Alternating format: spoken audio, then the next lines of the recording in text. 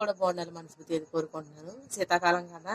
మొఖాలు, పేదాలు ఇంకా బొల్లు కొట్టేసేలా ఉంటాయన్నమాట. బాడీ లోషన్స్ అనేవి ఇటు వాడుతూ ఉండాలి. కెమికల్స్ లేని గట్రా వాడుతూ ఉండండి. ప్రతి బ్రాండ్ లేని కూడా ఏమి వాడొద్దు. చాలా జాగ్రత్తగా ఉండాలి స్కిన్ అయితేని.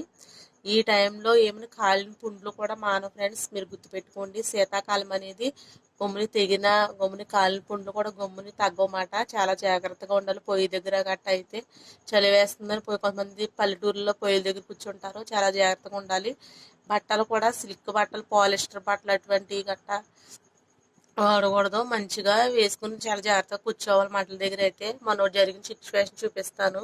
నిద్ర మొహానికి బ్యాండ్ అంబాసిడర్ ఎవరంటే నేను అన్నట్టుంది. చూడండి ఫ్రెండ్స్, ఇదిగోండి.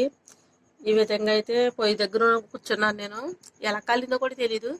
అంటుకుంది, మామూలుగానే అంటుకుంది, కానీ నీ వాటర్ వేసి కడిగేసాను అనమాట. చిన్న పొక్కులాగా వచ్చి చెయ్యి అంతా నిప్పుగా ఉంది. చాలా జాగ్రత్తగా ఉండి బీ కేర్ఫుల్. శీతాకాలం అయితే